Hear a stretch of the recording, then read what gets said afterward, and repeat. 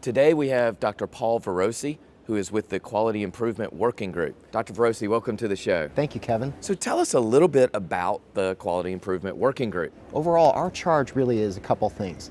First and foremost, it's to serve as a sounding board for shaping the Heart Rhythm Society's quality improvement efforts around the world through a couple of methods. First, to foster a culture of quality by promoting, identifying, and connecting a global network of QI champions around the world. Second, in identifying the systems-based practices of care that improve the processes, outcomes, and really importantly, the experiences of care for our patients and for heart rhythm professionals. You know, that sounds like an incredibly broad set of goals, and as a physician myself, I'm so glad to hear that you guys are working on these things. What type of progress has your group made this year during the first year here at HRS? We were established in 2017 as a working group after the Heart Rhythm Society's history of having had a quality improvement subcommittee as part of health policy for years.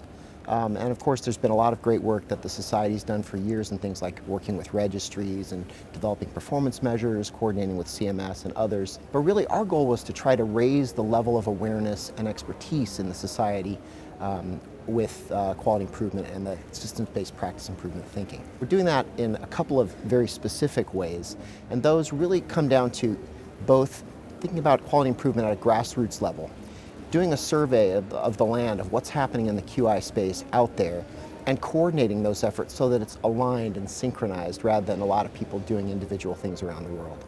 Second, to work on organizational change within the Heart Rhythm Society itself to do those things. Along those lines, we identified pretty quickly that improving the care around AFib, and not just in the EP lab, but overall for the care of the AFib patient, is something that's critically needed. We had an AFib stroke prevention think tank in March of 2018, bringing together a whole range of experts and emerging leaders in the field, and learned a lot, started to build that network, and in the process we've been learning about the great work that's happening around the world and seeing some gaps in care that we want to tackle. So that's the first thing.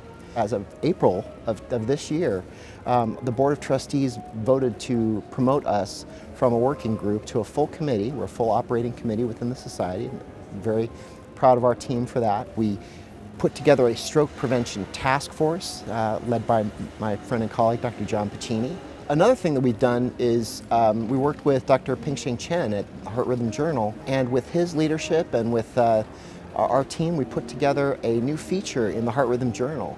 It's the new quarterly EP News Quality of Improvement and Outcomes section. We have the first feature of that in the April edition. At this scientific sessions, we have a couple of exciting meetings going on. One of them, led by Dr. Tom Deering, our outgoing president of the Society, is hosting the first ever Global Quality Improvement Forum, bringing together experts and leaders from around the world in the heart rhythm space talking about these ideas. And finally, we had a think tank on establishing what the criteria should be for atrial fibrillation centers of excellence. First met at the AFib Symposium in January, and we have a session this afternoon in the program. It's going to be led by Dr. Andrea Russo, our incoming president. So the very fact that our outgoing and incoming presidents are so clearly engaged in this, I think tells you that the time has come for QI in our space. It sounds like you guys have lots of exciting things going on. What are your goals for 2020? One of the great things about getting together a lot of smart people is that it's easy to then start seeing a much bigger picture than one person can.